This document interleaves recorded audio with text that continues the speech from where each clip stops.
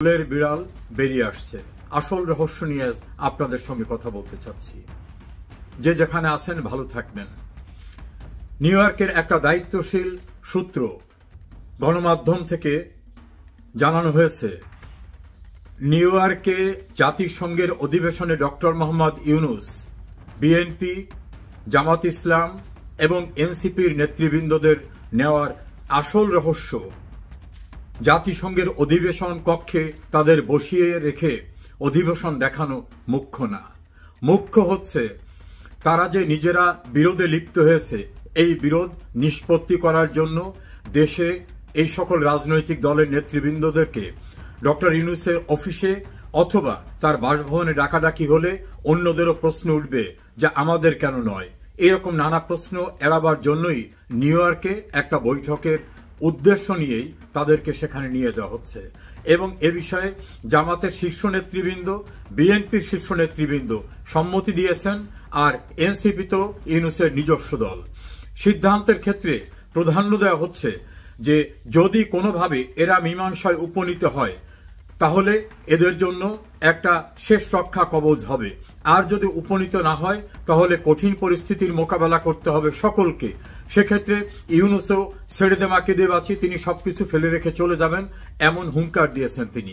অন্যদিকে বিদেশে থাকা আওয়ামী বিরোধী অনলাইন অ্যাক্টিভিস্টরাও এর সঙ্গে সম্পৃক্ত হয়েছেন। তারা বলেছেন শেখ হাসিনা এবং আওয়ামী লীগের যে বিচার কার্যক্রম চলছে, এই বিচার কার্যক্রম ভণ্ডুল হয়ে যাবে। সারা বাংলাদেশে তাদের কথিত জুলাই আগস্ট আন্দোলনে যারা মারা গেছেন সেই সকল বিষয়ে যতগুলো হত্যা মামলা হয়েছে, অন্যান্য মামলা হয়েছে, সেই মামলার কার্যক্রমও আর সামনে এগোতে পারবে না। অন্যদিকে আওয়ামী লীগ ভারতের সাহায্যে এবং দেশে আওয়ামী লীগের যারা সহযোগী আছে 14 দল জাতীয় পার্টি, তাদের নিয়ে আওয়ামী লীগ যে কোনো সময় হামলে পড়বে। সেই হামলা ঠেকাবার জন্য বাংলাদেশে প্রতিরক্ষার জন্য ইউনূস সরকারের নতুন কোনো ব্যবস্থা নাই। এক্ষেত্রে পুলিশের উপর আস্থা রাখতে পারছেন না, সেনাবাহিনী কি করবে সে বিষয়ে তারা সন্দিহান। ফলে পুলিশ এবং সেনাবাহিনী যদি পক্ষে না থাকে, তারা যদি নিরপেক্ষ হয়ে যায়, নীরব হয়ে যায়, সেক্ষেত্রে আওয়ামী লীগকে ঠেকানো সম্ভব হবে কিনা। অন্যদিকে আওয়ামী লীগকে সাহায্য করার জন্য পার্শ্ববর্তী দেশ থেকে যা করা দরকার সেটা তারা করবে। এই পরিস্থিতিতে 2024 সালের 5 অগস্ট শেখ হাসিনাকে সরিয়ে তারা যে তাদের কথিত বিপ্লব, সেই বিপ্লব সম্পূর্ণরূপে ভণ্ডুল হয়ে যাবে। শুধু তাই না, সংবিধান ভঙ্গের দায়ে, রাষ্ট্রদ্রোহিতার অভিযোগে এই সকলে ভয়াবহ পরিস্থিতির মুখোমুখি হবে। এখন এই পরিস্থিতির মুখোমুখি হবেন নাকি সমঝোতা করবেন, এই প্রশ্নে তাদেরকে সমন্বয় করার জন্য নিউ ইয়র্কে নেওয়া হয়েছে। এবং সেক্ষেত্রে একটি দায়িত্বশীল সূত্র জানিয়েছে, সেক্ষেত্রে আমেরিকার একটি এজেন্সি গুরুত্বপূর্ণ ভূমিকা পালন করবেন। দেশের ভিতরে আওয়ামী বিরোধী যারা, আওয়ামী লীগের বিরুদ্ধে ডিজিটাল অনলাইনে খুব অ্যাক্টিভ যারা, সেই অনলাইন অ্যাক্টিভিস্টরা এবং এই যে 3 শিবির, তাদের সকলকে নিয়ে একটা চূড়ান্ত মেসেজ দেওয়ার চেষ্টা করা হচ্ছে ইউনূসের পক্ষ থেকে। নিজেরা বিরোধ করলে আওয়ামী লীগ এসে যাবে, আওয়ামী লীগ এসে গেলে আপনাদের কারো রক্ষা থাকবে না, আমাদের রক্ষা থাকবে না। ফলে জুলাই সনদ বলুন, অন্য যা কিছু বলুন, কোনোটা আর বাস্তবায়ন করা সম্ভব হবে না। বরং শেখ হাসিনা এসে গেলে ভয়ঙ্কর পরিস্থিতি হবে, কেউ রক্ষা পাবেন না। এ জাতীয় জুজুর ভয় দেখানো হচ্ছে। এই ভয়ে তারা একে অপরকে মোটামুটি ছাড় দিয়ে বৃহত্তর স্বার্থে আওয়ামী বিরোধী ঐক্যটা কিভাবে ধরে রাখা যায়, নির্বাচন করা, অন্যান্য বিষয়গুলো সারা, এইগুলি তাদেরকে বোঝানো হচ্ছে। এখানে একটি বিষয় প্রাধান্য দেওয়া হচ্ছে, শেখ হাসিনা এবং আওয়ামী লীগের গুরুত্বপূর্ণ নেতৃবৃন্দের যে বিচার চলছে, সেই বিচার শেষ করতে গেলে তো একটু সময়ের দরকার। সেই সময়টা this way that way allow করতে হবে। যদিও প্রধান উপদেষ্টার প্রেস সেক্রেটারি বলছেন পৃথিবীর কোনো শক্তি নেই যে এটা সরাতে পারবে, এটা কথার কথা, পরিস্থিতি শান্ত করার জন্য। কিন্তু প্রধান উপদেষ্টা এবং তার কিচেন ক্যাবিনেটের ডিসিশন হচ্ছে শেখ হাসিনার বিচার চূড়ান্ত না হওয়া পর্যন্ত নির্বাচন করা কোনোভাবেই বুদ্ধিমানের কাজ হবে না, সবার জন্য বিপদ হয়ে যাবে। বিএনপি দ্রুত নির্বাচনের পক্ষে হলেও এই প্রশ্নে বিএনপি নাকি কিছুটা নমনীয় হয়েছে, সেক্ষেত্রে কিভাবে কি করা যায়। অন্যদিকে এনসিপি এবং গণ অধিকার পরিষদ তারা একীভূত হওয়ার যে প্রক্রিয়া সেটাকে এগিয়ে নেওয়া, দেশের কিছু কিছু এলাকায় তাদের শক্তিশালী সাংগঠনিক কাঠামো তৈরি করা, জামাত ইসলামীর কিছু প্রস্তুতি বাকি আছে সেই প্রস্তুতি সম্পন্ন করা, সবকিছু মিলে বিএনপি ছাড়া অন্য যে গ্রুপটা রয়েছে আওয়ামী বিরোধী, তারা সময়ের আশা করছেন যে কোনো মূল্যে তারা সময় পাবেন, প্রয়োজনে তারা রাজপথ গরম করবেন, তখন ইউনূসের বলার সুযোগ হবে অস্থির পরিস্থিতিতে নির্বাচন করার মতো পরিবেশ নাই। এ সকল বিষয় নিয়ে নিউ ইয়র্কে খুবই গোপনীয়তার সঙ্গে বৈঠকের আয়োজন রয়েছে, যাদেরকে নিউ ইয়র্ক নিয়ে যাওয়া হয়েছে এবং কেউ কেউ নিউ ইয়র্ক থেকে বা অন্যান্য দেশ থেকে এসেও ওখানে অংশগ্রহণ করবেন। জানা গেছে শেখ হাসিনা বা আওয়ামী বিরোধী অনলাইন অ্যাক্টিভিস্টরা বিভিন্ন দেশ থেকে নিউ ইয়র্কে আসছেন, তারাও খুবই গোপনে অতি সন্তর্পণে এই বৈঠকে অংশগ্রহণ করবেন এবং তারা বলবেন যে যদি তাদের সহযোগিতা তাদের পরামর্শ নেওয়া না হয় তাহলে তারা রিভোল্ট করবে, রিভোল্ট করে যা করা দরকার সেটা করবে, তখন কিন্তু এরা অনেকেই টিকতে পারবে না। বিএনপির ভিতর আরেকটি আতঙ্ক রয়েছে যে ডক্টর ইউনূসের নেতৃত্বে নির্বাচন হলে সেটা ডাকসু এবং জাকসুর মতো ঘটনা ঘটে যাবে কিনা। তাদের বদ্ধমূল ধারণা ভোটের মাধ্যমে ডাকসু এবং জাকসুতে শিবির সমর্থিত যে জোট সেই জোট নির্বাচিত হয়নি। এটা একটা মেটিকুলাস ডিজাইন করে বাক্স আগেই বোঝাই করে রাখা হয়েছে, কাউন্ট সেন্টারে নেওয়ার আগেই বাক্স পরিবর্তন হয়ে গেছে। এটা তাদের দায়িত্বশীল বক্তব্য, দায়িত্বশীল সূত্রের বক্তব্য। যারা প্রার্থী হয়েছিলেন ছাত্রদল থেকে তারা প্রচন্ডভাবে ক্ষুব্ধ যে আমরা একটা বিক্ষোভ করলে আমরা যদি সামনে আনতে বলতাম তাহলে অনেক কিছু পাল্টে যেতে পারত, কিন্তু দলের পক্ষ থেকে এই মুহূর্তে এটা নিয়ে বড় ধরনের কোনো কনফিউশন কেউ যে যেতে রাজি না হয়, তারা হতাশ হয়ে পড়েছে। ফলে ছাত্রদল কার্যত একেবারে মুখ থুবড়ে পড়েছে। অন্যদিকে যারা জামাত শিবিরের বিরুদ্ধে খুব সোচ্চার হয়ে কথা বলেছিলেন বিএনপির ভিতরে, তারাও এখন অনেকটা কোণঠাসা অবস্থায় পড়ে গেছে। এই পরিস্থিতিতে নিউ ইয়র্কে বৈঠক হবে, সেই বৈঠকই আলটিমেট সিদ্ধান্ত হবে বাংলাদেশে আওয়ামী লীগকে ঠেকাবার জন্য, মুক্তিযুদ্ধের পক্ষের আওয়ামী লীগের অ্যালায়েন্স, জাতীয় পার্টি সহ অন্যদেরকে ঠেকাবার জন্য কি নতুন ফর্মুলা বের করা যায় সেটা নিয়েই হবে মুখ্য আলোচনা। অপেক্ষা করুন, আমি অবশ্যই আপনাদের আপডেট জানাবার চেষ্টা করব। আমার আজকের এই তথ্যটি নিউ ইয়র্কে কর্মরত একাধিক গণমাধ্যম কর্মী, রাজনৈতিক বিশ্লেষকরা যারা খুব নিবিড়ভাবে পর্যবেক্ষণ করে থাকেন এজাইত ক্রাইসিস, এমনকি যারা মার্কিন বিভিন্ন ঘনিষ্ঠ এজেন্সির সঙ্গে নানাভাবে কাজ করে থাকেন, তাদের দেওয়া তথ্যের উপত্যের ভিত্তিতে।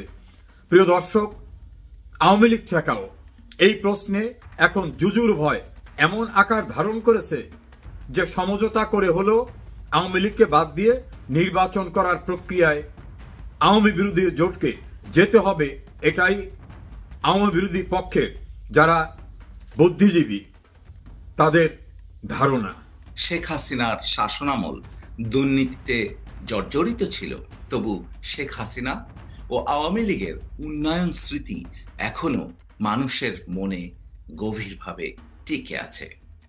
ইলেকট্রনিক মিডিয়ায় জয় বাংলা, জয় বঙ্গবন্ধু, আওয়ামী লীগ সরকার বারবার দরকার, কিংবা শেখ হাসিনার সরকার বারবার দরকার, এরকম হাজার হাজার মন্তব্য রয়েছে, যার মধ্যে বঙ্গবন্ধু, আওয়ামী লীগ এবং শেখ হাসিনার প্রতি তীব্র আবেগের প্রতিফলন দেখা যায়।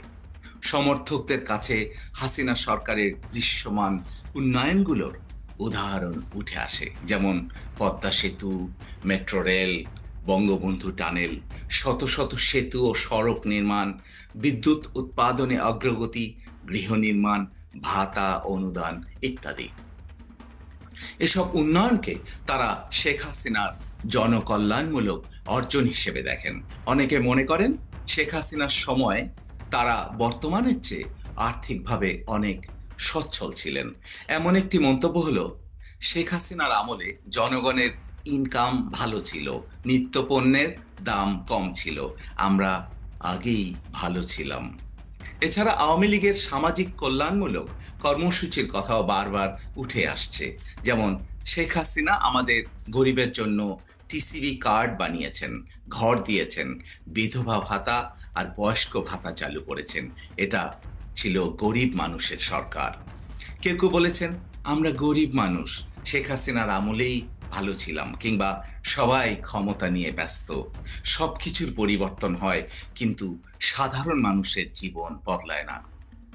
এ ধরনের মন্তব্য থেকে বোঝা যায় বর্তমান সময়ের অস্থিতিশীল অর্থনৈতিক অবস্থা ও কমে যাওয়া ক্ষমতা অনেকের আওয়ামী লীগের প্রতি বিরূপ মনোভাবকেও নমনীয় করেছে।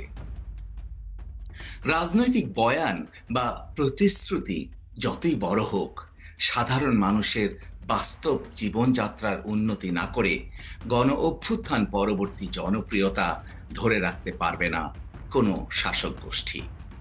জনমতের বহু প্রতিক্রিয়াতেই পরিষ্কার হয়েছে যে আওয়ামী লীগের শক্তি শুধু শীর্ষ নেতৃত্ব বা শহরের অভিজাত গোষ্ঠীতে সীমাবদ্ধ নয়। সবচেয়ে বড় শক্তি তার তৃণমূল কর্মী ও সমর্থকরা। একজন লিখেছেন, তৃণমূল কর্মীরাই আওয়ামী লীগের মূল শক্তি, তারাই দলের প্রাণশক্তি হিসেবে আওয়ামী লীগকে বাঁচিয়ে রেখেছে এবং রাখবে। তোমাদের স্যালুট জানাই। আরেকজন দৃপ্ত কণ্ঠে মন্তব্য করেছেন, আমি ব্রাহ্মণবাড়িয়ার প্রত্যন্ত একটা গ্রাম থেকে আওয়ামী লীগের ছোট একজন সমর্থক। আমার মতো কোটি সমর্থক বাংলাদেশের গ্রামের অলিগলিতে অপেক্ষায় আছে। একটু সুযোগ পেলেই পুরো ঢাকা শহর দখল করে ফেলবো ইনশাল্লাহ। এই ধরনের মন্তব্য থেকে বোঝা যায় আওয়ামী লীগের শেকড় গ্রামে গঞ্জে এতটাই গভীর যে নিষেধাজ্ঞা বা রাজনৈতিক প্রতিকূলতা সত্ত্বেও সেই শক্তি সহজে দমিয়ে রাখা সম্ভব নয়। অনেকে স্পষ্ট করে বলেছেন, আওয়ামী লীগ কোনো পাট গাছ নয়, এটি একটি বট গাছ। আওয়ামী লীগ অবশ্যই পুনরায় আপন গতিতে ফিরে আসবে ইনশাআল্লাহ। কিংবা লাখ লাখ নেতাকর্মীকে গ্রেফতার করলেও আওয়ামী লীগকে দমিয়ে রাখা যাবে না। কোটি কোটি জনগণ আওয়ামী লীগকে এখনো সমর্থন করে। আরেকজন মন্তব্য করেছেন, জয় বাংলা, জয় বঙ্গবন্ধু, এই স্লোগান এখন প্রতিদিন হবে।